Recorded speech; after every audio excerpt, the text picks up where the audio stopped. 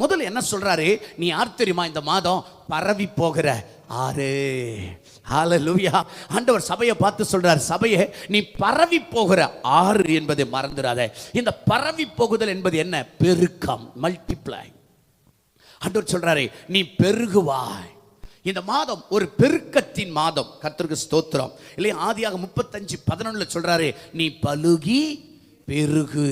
ஆமென். ஆண்டவர் சொல்றார், நீ பலுகி பெருகுவாய். கர்த்தருக்கு மகிமை உண்டாகட்டும். என் அன்பான தேவ பிள்ளையே, ஆண்டவருடைய விருப்பம் என்ன தெரியுமா? என் சபை, என் ஜனம், என் குடும்பம், என் பிள்ளைகள் பலுகி பெருகணும். எதில் கர்த்தர் பெருகணும்னு சொல்றாரு? எதில் கர்த்தர் இந்த மாதம் நம்மளை பெருக பண்ண போறாரு? நம்பர் 1, உன் ஆயுசு நாட்கள் பெருகும். நீதிமொழிகள் 9:11. பரவி போகிற ஆறு, உன் ஆயுசு நாள் பெருகும். மரண பயத்தோடு வந்திருக்கிறியா? மரண பயம் உன்னை தாக்குதா? மரண காரியங்கள் உன் முன்னால வந்து நிற்குதா? வியாதி நிமித்தம், மனுஷனை நிமித்தம், வார்த்தைகள் நிமித்தம், சோதனை நிமித்தம், ஏதோ ஒரு பயத்தோடு இன்னைக்கு நீ வந்திருக்கிறாயா? கர்த்தர் சொல்றாரு, உன் ஆயுசு நாட்கள் பெருகும். ஹல்லேலூயா. ஆமென், ஆமென். என் ஜீவன் அப்பா கையில் இருக்கு, என் உயிர் அப்பா கையில் இருக்கு.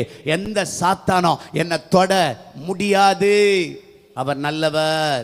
ஒரு ஆமென் சொல்லுங்க. நல்லவர். அவர் கிருபை என்றும் உள்ளது. ஸ்தோத்திரம். அல்லேலூயா. ஆகினால என்னை கேட்டுக்கொண்டிருக்கிற அன்பான தேவ பிள்ளைய, வசனம் சொல்லுது, நீ யார் தெரியுமா? பரவி போகிற ஆறு. உன்னை ஒரு இடத்துல ஸ்டாக் பண்ண முடியாது, நீ ஒரு இடத்துல நிக்க வைக்க முடியாது. ஏன்னா நீ பெருகுகிற கூட்டம், நீ பெருகுவாய். ஆமா, கர்த்தர் செய்வாரா செய்ய மாட்டாரா?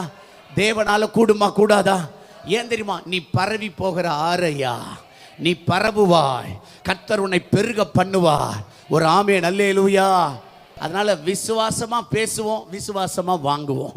விசுவாசமா பேசுவோம், விசுவாசமாய் பெற்றுக்கொள்வோம். நீ எதை உன் நாவில அறிக்கையிடுறியோ அதுதான் உனக்கு நடக்கும். பக்கத்தில் பார்த்து சொல்லுங்க, நீ எதை சொல்றியோ அதை கர்த்தர் ஆம் என்றும் ஆமேன் என்றும் சொல்லுவா.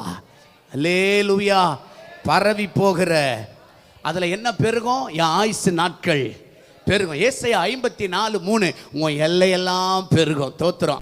உன் எல்லைகள் பெரிதாகும். பெரிய பெரிய இடங்களை வாங்குவீங்க, வீடுகளை கட்டுவீங்க. கர்த்தர் உங்க எல்லையை கர்த்தர் ஆசீர்வதிப்பார். உங்க வியாபாரத்தின் எல்லை பெருகும், உங்க கையின் பிரயாசத்தின் எல்லை பெருகும், உங்க வீடு வாசலின் எல்லை பெருகும். ஏன்னா நீ ஒரே இடத்துல நிற்கிற ஆள் இல்லை, நீ பரவி போகிற ஆறு. ஒரு ஆமென். கர்த்தர் சொல்றாரு, உன் வருமானம் பெருகும். லேவியராகமம் 19:25 எழுதிங்க. உங்க வருமானம் பெருகும். கொஞ்சம் வருமானத்தை கர்த்தர் இன்னும் பெருக பண்ணுவார். இன்னும் கொஞ்சம் சதவீதம் கூடும். ஒரு ஆமென் சொல்லுங்க பார்க்கலாம். கர்த்தர் என் வருமானத்தை ஆசீர்வதிப்பார்.